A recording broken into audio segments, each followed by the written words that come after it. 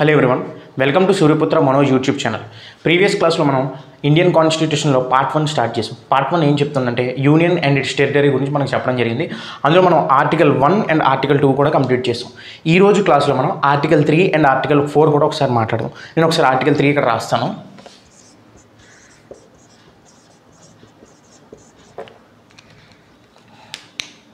Article 3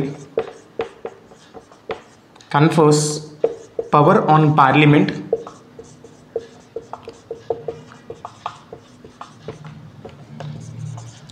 to form a new state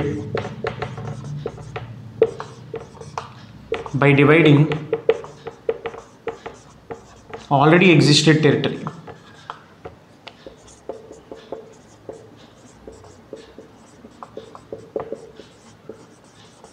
Or may form a new state by merging two or more states. ఒకసారి చూడండి. Article 3 ఏం చెప్తుందంటే confers power on parliament to form a new state by dividing already existed territory or may form a new state by merging 2 or more states. అంటే ఏంటంటే already మన ఇండియాలో ఉన్నటువంటి ఒక స్టేట్ని స్ప్లిట్ చేసి 2 or more స్టేట్ కింద చేసే అధికారం పార్లమెంట్కి ఉంది. అలాగే 2 or more స్టేట్స్ని కలిపి మెర్జ్ చేసి సింగిల్ స్టేట్ కింద మనం చేసుకునే అధికారం కూడా పార్లమెంట్కి ఆర్టికల్ 3 అనేది మనకి ఇచ్చింది. సే ఫర్ ఎగ్జాంపుల్ ఇలా ఉందనుకోండి, మన ఇండియా టెరిటరీ ఇలా ఉందనుకోండి, ఇందులో ఒక స్టేట్ ఇలా ఉన్న స్టేట్ని స్ప్లిట్ చేసి 2 స్టేట్స్ కింద చేయొచ్చు, స్ప్లిట్ చేసి 4 స్టేట్ కింద చేయొచ్చు. ఇంకొక చోట ఇలా స్మాల్ స్టేట్స్ ఉన్నాయనుకోండి, ఈ స్టేట్స్ అన్నింటినీ కలిపి సింగిల్ స్టేట్ కింద చేసే అధికారం కూడా పార్లమెంట్కే ఉంటుంది. అది ఆర్టికల్ 3 చెప్తాం. ఆర్టికల్ 3లోనే ఇంకొక పవర్ ఉంది, అది ఇంప్లిసిట్గా మనకు మెన్షన్ చేశారు, అది కూడా నేను ఇక్కడ రాస్తాను. confers power on parliament to form a to change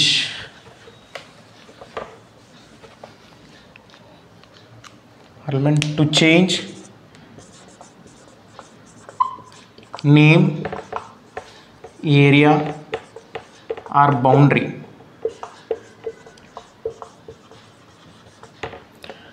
of any state in India, of any state.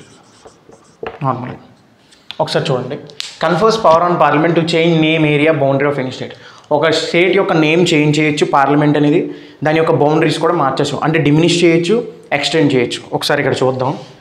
Say for example ఇది ఇండియా అనుకోండి, ఇందులో ఇది ఒక స్టేట్ అనుకోండి. మామూలుగా ఈ స్టేట్ యొక్క బౌండరీని డిమినిష్ చేయొచ్చు, అంటే తగ్గించవచ్చు, ఇలా చిన్నగా చేయొచ్చు ఈ స్టేట్ని. లేదు ఆల్రెడీ ఇది ఇనీషియల్ బౌండరీ కాబట్టి దీన్ని ఎన్లార్జ్ చేసి పెద్ద స్టేట్ కింద చేయొచ్చు. ఈ state name for example AB అనుకోండి, దీన్ని సిడి కింద కూడా మార్చవచ్చు. ఆ పవర్ కూడా పార్లమెంట్గా ఉందని చెప్పేసి మనకి ఆర్టికల్ 3 చెప్తుంది. అసలు ఈ ప్రాసెస్ ఎలా స్టార్ట్ అవుతుంది, ఈ ప్రాసెస్ చేయడానికి మనం బిల్ ప్రవేశపెట్టాలి, ఏ టైప్ ఆఫ్ బిల్ ప్రవేశపెట్టాలి, ఇవన్నీ కూడా మనం ఇప్పుడు చూద్దాం. ఇందులోనే మనకు మెన్షన్ చేశారు. అవి కూడా ఒక స్టేట్ని స్ప్లిట్ చేయాలన్నా, డివైడ్ చేసి స్టేట్స్ కింద చేయాలన్నా, ఆల్రెడీ డివైడ్ అయ్యి ఉన్న వాటిని కలిపి స్టేట్గా చేయాలన్నా మనం ఒక ఆర్డినరీ బిల్ అనేది మనం ప్రవేశపెడతాం. ఆర్డినరీ బిల్ అంటే ఏంటంటే నార్మల్గా మనకి ఇది సింపుల్ మెజారిటీ సరిపోతుంది అనమాట. Acceptance, simple majority.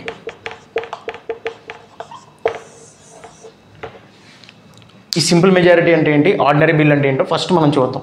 First ordinary bill అంటే నార్మల్గా ఈ బిల్ని ఆర్టికల్ 3కి సంబంధించినటువంటి, మెయిన్లీ గుర్తుపెట్టుకోండి, ఆర్టికల్ 3కి సంబంధించినటువంటి బిల్ ఆర్డినరీ బిల్ కింద మనం తీసుకుంటాం. ఆర్డినరీ బిల్ కింద మనం ప్రపోజ్ చేస్తాం, అది ఏ హౌస్ అయినా కావచ్చు. ఫస్ట్ ఈ టైప్ ఆఫ్ బిల్, ఒక బౌండరీ మార్చాలన్నా, ఏరియా మార్చాలన్నా, 2 or more స్టేట్స్ని కలిపి ఒక స్టేట్ చేయాలన్నా, ఒక స్టేట్ని స్ప్లిట్ చేసి 2 or more స్టేట్స్ చేయాలన్నా కూడా ఫస్ట్ ప్రెసిడెంట్ ప్రియోర్ రికమెండేషన్ అనేది మనకు ఉండాలి. Okay, president prior recommendation compulsory.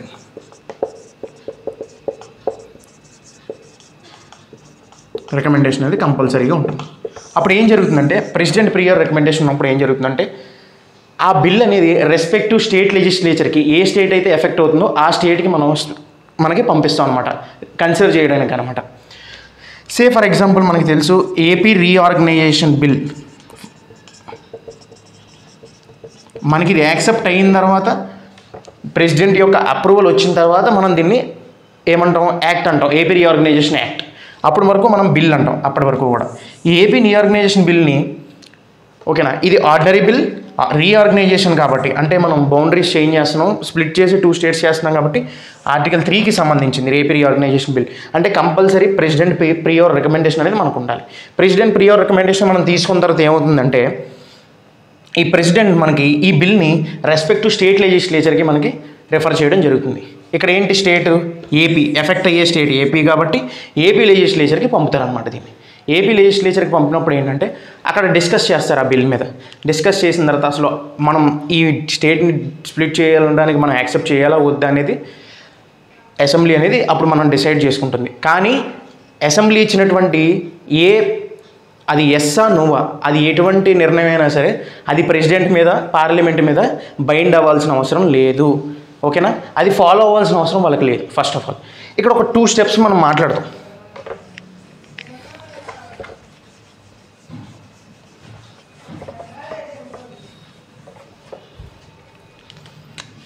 AP reorganisation bill,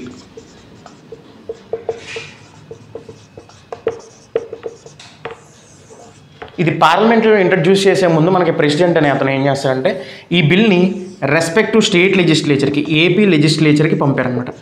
AP legislature is nothing but మనకి ఇక్కడ 2 హౌసెస్ ఉన్నాయి కాబట్టి నార్మల్గా అసెంబ్లీ అండ్ ఏంటంటే లెజిస్లేటివ్ కౌన్సిల్. మనకి లెజిస్లేటివ్ కౌన్సిల్ కూడా ఉంది మనకి. ఓకే, అసెంబ్లీకి పంపుతారనమాట. ఈ బిల్ అసెంబ్లీకి పంపినప్పుడు ఏమవుతుందంటే ఇక్కడ డిస్కస్ చేస్తారు అసలు ఏపీ మనం స్ప్లిట్ చేయాలా లేదా ఏంటి అనేది. రిమెంబర్ మనకు ఆల్రెడీ 2014 ఇది జరిగింది కాబట్టి ఏపీ అసెంబ్లీలో అసలు ఈ ఏపీని స్ప్లిట్ చేయాలి అన్న పాయింట్ అనేది అక్కడ పాస్ అవ్వలేదు. ఫస్ట్ ఆఫ్ ఆల్ అసెంబ్లీలో యాక్సెప్ట్ చేయలేదు ఎవరో కూడా, మనం ఏపీని డివైడ్ చేద్దామని చెప్పి. కానీ ఆ నిర్ణయం ప్రెసిడెంట్ దగ్గరికి పంపినప్పుడు ప్రెసిడెంట్ కన్సిడర్ చేయాల. ఏపీ రీఆర్గనైజేషన్ బిల్లు స్టేట్స్కి పంపారు, ఫెడరల్ నేచర్, ఓకే, స్టేట్స్కు సమ్ ఇంపార్టెన్స్ ఇస్తున్నారు. స్టేట్ అనేది ఒక ఒపీనియన్ ఎక్స్ప్రెస్ చేసినప్పుడు ఆ ఒపీనియన్ కన్సిడర్ చేయట్లా సెంటర్, అంటే యూనిటరీ. మళ్ళీ చూసారా, కొంచెం ఫెడరల్ వైపు వచ్చింది, మళ్ళీ యూనిటరీ వైపుగా వచ్చేసింది మనకి. అర్థమైందా? సో ప్రియోర్ రికమెండేషన్ అనేది కావాలి ప్రెసిడెంట్ది, అప్పుడు మనకి రెస్పెక్ట్ టు స్టేట్ లెజిస్లేచర్కి మనకి పంపిస్తారనమాట. ఆ ఒపీనియన్ అనేది ప్రెసిడెంట్ మీద కానీ పార్లమెంట్ మీద కానీ బైండ్ అవ్వాల్సిన అవసరం లేదు. ఆ ఒపీనియన్ ఫాలో అవ్వాల్సిన అవసరం కూడా వాళ్ళకి లేదు. ఈ బిల్ అనేది తర్వాత ప్రెసిడెంట్ దగ్గరికి వచ్చినప్పుడు ఆ ఒపీనియన్ యాక్సెప్ట్ చేయొచ్చు, చేయకపోవచ్చు. ఈ బిల్ని అప్పుడు మనకు పార్లమెంట్లో ఇంట్రడ్యూస్ చేస్తారు. మనం ప్రీవియస్ క్లాస్లో మాట్లాడాం పార్లమెంట్ అంటే ఏంటి. It is the combination of Lok Sabha, Rajya Sabha and president, right? చూడండి ఒకసారి, పార్లమెంట్, లోక్సభ, రాజ్యసభ, ప్రెసిడెంట్. మరి ఈ ఆర్టికల్ 3కి సంబంధించింది ఆర్డినరీ బిల్ కాబట్టి ఆర్డినరీ బిల్లు ఏ హౌస్లో ప్రవేశపెట్టాలని క్వశ్చన్ వచ్చినప్పుడు ఏ హౌస్లో అయినా ప్రవేశపెట్టచ్చు. అది లోక్సభ కావచ్చు, రాజ్యసభ కావచ్చు, ఎక్కడైనా ప్రవేశపెట్టచ్చు. మనకి ఇక్కడ ఒక bill, for example AP reorganisation act bill అనేది మనకి తీసుకొచ్చి లోక్సభలో ఇంట్రడ్యూస్ చేశారనుకోండి, లోక్సభలో పాస్ అయ్యింది అని చెప్పడానికి మనం ఎటువంటి మెజారిటీ ఫాలో అవ్వాలని చెప్పాను ఆర్డినరీ బిల్లో? సింపుల్ మెజారిటీ ఏంటంటే హాఫ్ ఆఫ్ ది మెజారిటీ +1. అది ఒకసారి ఎలా క్యాలిక్యులేట్ చేస్తారో చూద్దాం. ఒకసారి లోక్సభలో మనకి తెలుసు, నేను ఒకసారి కొంచెం బ్రీఫ్ ఇంట్రడక్షన్ ఇస్తున్నాను. ఇక్కడ 545 మెంబర్స్ ఉంటారు మనకి లోక్సభలో.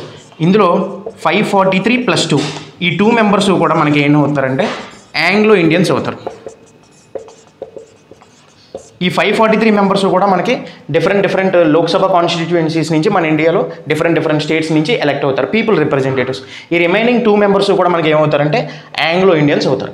మరి ఇప్పుడు ప్రెజెంట్ ఉందా ఆంగ్లో ఇండియన్స్ అనేది ఉందంటే, ఇది 104th కాన్స్టిట్యూషనల్ అమెండ్మెంట్ యాక్ట్ ద్వారా ఈ 2 ఆంగ్లో ఇండియన్స్ అపాయింట్మెంట్ అనేది రిమూవ్ చేసేసింది. ఓకే, పార్లమెంట్ అనేది. సో మనకి 2 మెంబర్సే ఉన్నారు, 543 మెంబర్సే ఉండడం జరిగింది. సే ఫర్ ఎగ్జాంపుల్ ఈ బిల్ ఇంట్రడ్యూస్ చేసినప్పుడు ఆ రోజు ఒక 500 మెంబర్సే వచ్చారనుకోండి, 500/2 = 250 + 1. 251. అవుట్ ఆఫ్ 500లో 251 మెంబర్స్ ఏపీని డివైడ్ చేయడం మాకు ఓకే అని అప్రూవ్ చేశారనుకోండి, లోక్సభలో పాస్ అయిపోయినట్టే. అది ఆ రోజు ప్రజెంట్ బట్టి ఉంటుంది. మనకి ఓ రోజు 450 రావచ్చు, ఓ రోజు 520 రావచ్చు. దాంట్లో మనం హాఫ్ చేసుకుని +1 చేసుకుంటే అప్పుడు మనకి సింపుల్ మెజారిటీ ఎంత పాస్ అవ్వాలనేది మనకు తెలిసింది. ఓకే, ఇక్కడ పాస్ అయింది. తర్వాత నెక్స్ట్ రాజ్యసభకు పంపుతారు. ఓకే, రాజ్యసభ మనకు తెలుసు. రాజ్యసభకు ఇంకొక పేరు ఏంటంటే కౌన్సిల్ ఆఫ్ స్టేట్స్. ఇది ఫెడరల్ నేచర్ని మనకి ఇక్కడ రిఫ్లెక్ట్ చేస్తుంది.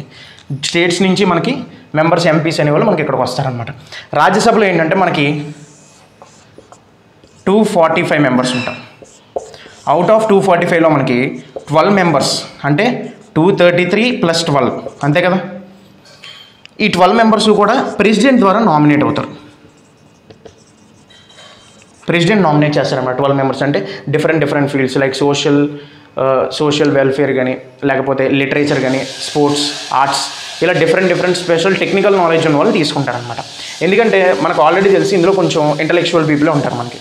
ఎందుకంటే ఆల్రెడీ బిల్ అనేది హ్యాస్టీ లెజిస్లేషన్స్ కానీ, లేకపోతే రెక్లెస్ లెజిస్లేషన్స్ కానీ, లేకపోతే బయాస్డ్ లెజిస్లేషన్స్ కానీ ఏమైనా చేసిందంటే లోక్సభ ఇది కౌంటర్ అటాక్ చేయడానికి ఉంటుంది. అందుకనే ఇక్కడ ఏంటంటే మనకు అందరూ కూడా ఎక్కువ ఇంటలెక్చువల్ పేపర్స్ ఉంటారు. ఇప్పుడు ఇందులో 233 మెంబర్స్ + 12 కాబట్టి 245. ఈ 245లో మనకి సింపుల్ మెజారిటీ ఎలా ఉంటుందంటే సేమ్ ఇందాకట్లాగే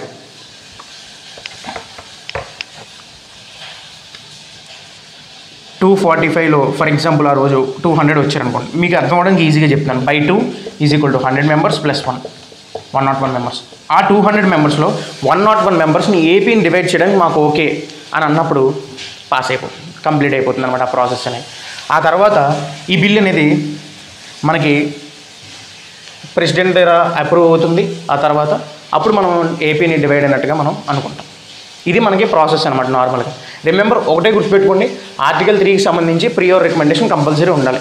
ఆర్టికల్ 3కి సంబంధించి ఏమైనా అమెండ్ చేస్తామంటే మనకి దానికి సంబంధించి ప్రియర్ రికమెండేషన్ ఉండాలి. సింపుల్ మెజారిటీ ఆర్డినరీ బిల్ కింద మనం ప్రవేశపెట్టాలి. అర్థమైందా? ఇది మనకి ఆర్టికల్ 3. దీన్ని బట్టి మనం ఒక పాయింట్ చెప్పచ్చు. ఏంటి? టెరిటోరియల్ ఇంటిగ్రిటీ అనేది ఇండియాలో ఉందా? స్టేట్స్కి రెస్పెక్ట్ టు స్టేట్ లెజిస్లేచర్స్కి, లేకపోతే రెస్పెక్ట్ టు స్టేట్స్కి టెరిటోరియల్ ఇంటిగ్రిటీ అనేది మన ఇండియాలో, ఇది ఇండియా అనుకుంటే ఈ స్టేట్స్కి ఉందా టెరిటోరియల్ ఇంటిగ్రిటీ అంటే లేదనే చెప్పాలి. ఎందుకంటే ఇక్కడ సెంటర్ ఈ పార్ట్ని 2 స్టేట్స్ కింద డివైడ్ చేయాలనుకుంటే చేసేస్తుంది. ఈ స్టేట్ యొక్క లెజిస్లేచర్కి పంపిన తర్వాత ఆ ఒపీనియన్స్ వాటి మీద బైండ్ అవ్వవు కాబట్టి ఆటోమేటిక్గా ఈ పార్ట్ని 2 స్టేట్స్ కింద చేయాలన్నా, 3 స్టేట్స్ కింద చేయాలన్నా, 4 స్టేట్స్ కింద చేయాలన్నా కూడా అది సెంటర్ చేతిలోనే ఉంటుంది. అర్థమైందా? అంటే టెరిటోరియల్ ఇంటిగ్రిటీ అనేది మన ఇండియాలో స్టేట్స్కి లేదు. ఓకే, ఇది కూడా మనకి ఒక one of the unitary future. Okay, ఇది మనకు ఆర్టికల్ 3 అని. ఇప్పుడు ఆర్టికల్ 4 కూడా ఒకసారి మాట్లాడదాం.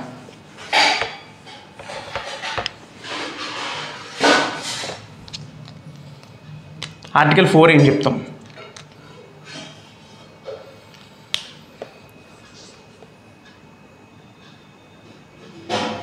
ఆర్టికల్ 4 ఒకసారి మార్కర్ సరిగ్గా రాయట్లేదు.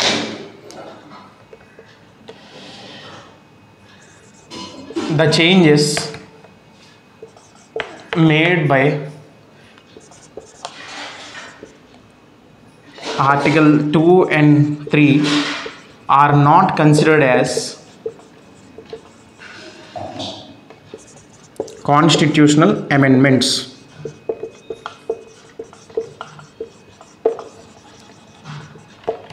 ఓకే, ఇందులోనే ఇంకొక పాయింట్ ఇంప్లిసిట్గా ఉంటుంది, అది కూడా నేను ఎక్స్ప్లెయిన్ చేస్తాను. ఇది ఒకసారి చూడండి. The changes made by article 2 and 3.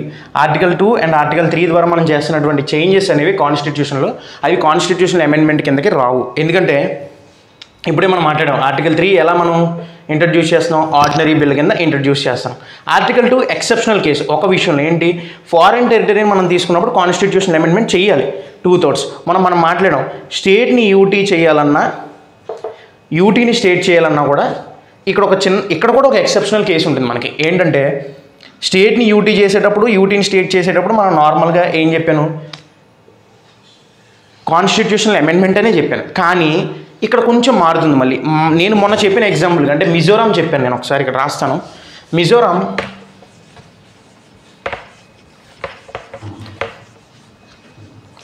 Mizoram అనేది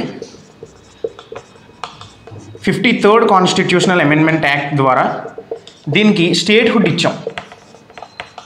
అదేంటి మరి, ఇది యూటీ కదా ఇనీషియల్గా, దీనికి స్టేట్హుడ్ ఇచ్చాం.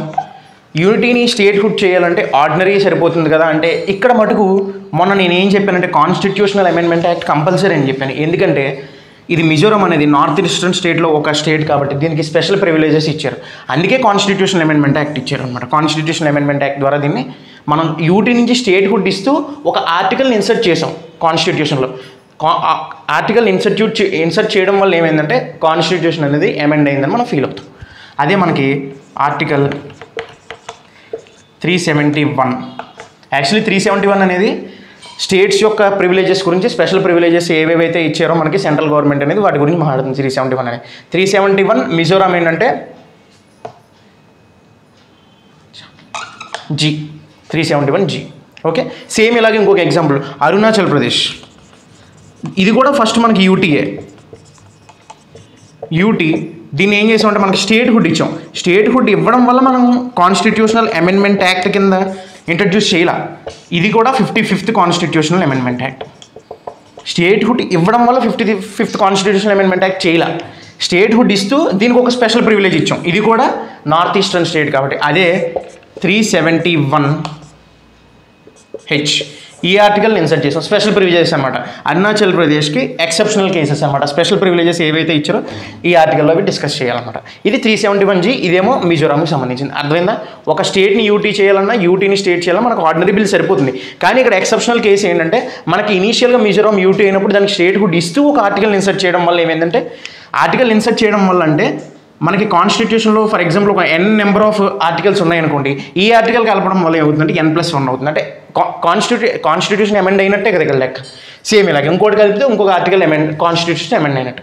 అలా మనం దీనికి ఏం చేసామంటే కాన్స్టిట్యూషనల్ అమెండ్మెంట్ కింద మనం దీన్ని కన్సిడర్ చేస్తాం. ఇన్ నార్మల్ పార్లెన్స్ యూటీని స్టేట్ చేయాలన్నా, స్టేట్ని యూటీ చేయాలన్నా నార్మల్ ఆర్డినరీ బిల్ కింద సరిపోతుంది, సింపుల్ మెజారిటీ సరిపోతుంది. ఓకే, సో ఇది ఆర్టికల్ 2. ఆర్టికల్ 3 ఏంటి, ఇంతకుముందు మనం మాట్లాడడం సింపుల్ మెజారిటీ ద్వారా ఆర్డినరీ బిల్ ద్వారా స్ప్లిట్ చేయడం ఒక స్టేట్ని, లేదా 2 or more స్టేట్స్ని కలిపి ఒక సింగిల్ స్టేట్ కింద చేయడం. దానికి కూడా సింపుల్ మెజారిటీ సరిపోతుంది. అంటే ఈ రెండు కూడా ఏంటి ఆర్డినరీ బిల్స్ కాబట్టి.